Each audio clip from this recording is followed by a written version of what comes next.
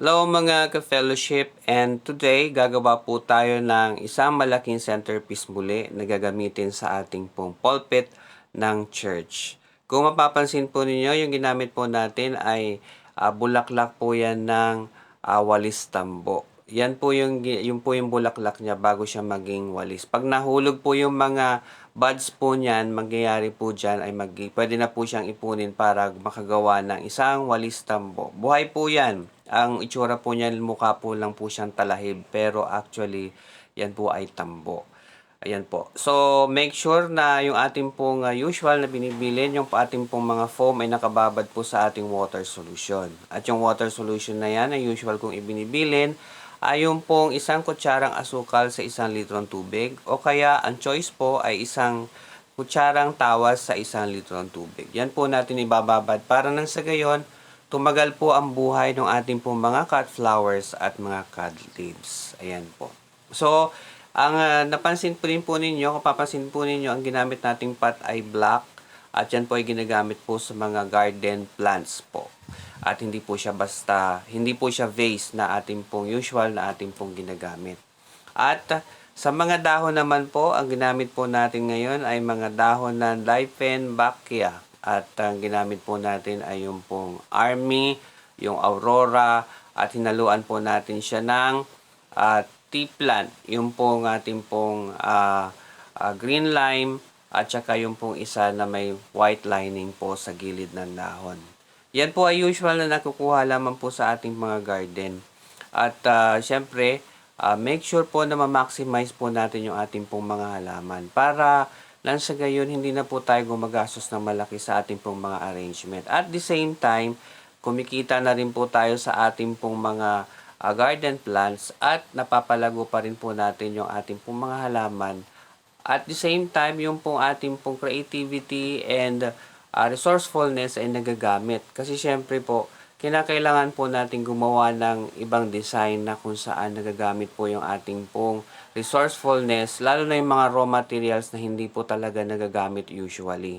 So, yun po yung ating pong i-aim.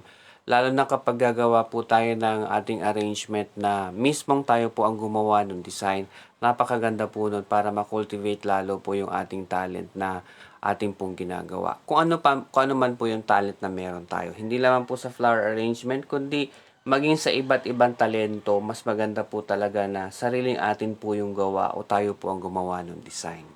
So, sa ngayon po, na-distribute na po natin yung ating pong mga leaves.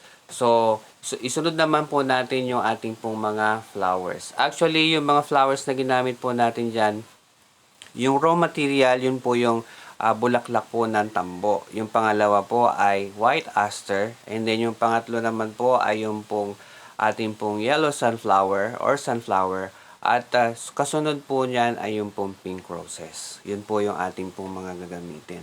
Very simple and elegant po yung ating pong ginawa. Kasi yun po yung request po ng ating nagpagawa. And shout out po kay Sir Lucas. Mark Benson Lucas. Shout out po sa kanila. Sila po ang nagpagawa ng floral arrangement na yan. Kung mapapansin po ninyo, ipinaikot lang po natin yung ating pong mga white aster kasi yan po yung refiller. At sa arrangement, makikita nyo rin po na hindi po tayo nagme-maintain sa ating pong mga basic na ginagawa. Depende na lang po kasi sa arrangement na gagawin natin kung ano po yung unahin natin. Kung unahin pa natin yung top, unahin ba natin yung mga leaves, o unahin po natin yung mga flowers. Depende po yan sa design at sa outcome na gusto po nating mangyari. Kasi syempre, in every artist, meron pong iba't iba pong design at iba't iba pong style ang kanilang ginagawa. So, nasa sa atin po kung ano po yung gusto ninyong gawin. Yung sa atin lang po is part po ng makita po ninyo yung aming pong ginagawa para magkaroon po kayo ng inspiration. At the same time, magkaroon na rin po kayo ng idea na po pwede rin po ninyong gamitin sa iba't iba po ninyong arrangement. Yan po. So, nilagyan na po natin yung 2 piraso na malaking pink anthurium. At dinisplay na rin po natin yung po ating pong mga sunflowers. Kung mapapansin ninyo, curve type po yung ating ginawa para magkaroon po siya ng accent at magkaroon po siya ng contour. Ayan po. So, isisingit lang po natin. Yung ating pong yung ating pong pink roses, i-divide lang po natin yan at i-arrange according dun sa design na gusto natin. Actually po, yan po ay nasa middle part lang at medyo may pagka-slanted po yung ating gagawing design. At isa pong additional na tips, yung pong mga flowers po natin, lalo na kapag marami po yung dahon. At meron naman po tayong nailagay na leaves na para sa ating base. Tanggalin po natin yung mga excess na dahon kasi po, yung excess na dahon na nasa stem ng flower, siya po yung magki-create ng madaling malanta po yung bulaklak kasi ano po, kinukuha niya po yung nutrient ng mga excess na dahon. So supposedly dapat flowers lang po talaga. So pag-ingatan po natin yon at lagi po nating i-maintain na i-control po yung mga dahon niya. Tanggalin po natin. Maraming pong salamat sa inyong panonood at lalo na po sa inyong suporta. Parati po ninyong subaybayan ang aming po mga videos kasi po malaki po ang maitutulong ng inyong suporta at inyong panonood para po sa aming pong ministry. Maraming pong salamat at patuloy nyo po kaming subaybayan sa aming pong mga ginagawa at patuloy nyo po kaming gabayan sa lahat po ng aming pong mga ginagawang videos. At mas maganda po na paki-share po yung mga videos namin at mag-comment po kayo kung meron po kayong mga suggestions at gusto po makita at gusto po mga design. Maraming pong salamat. God bless you all and God bless you always. Yan na po yung outcome niya. God bless po.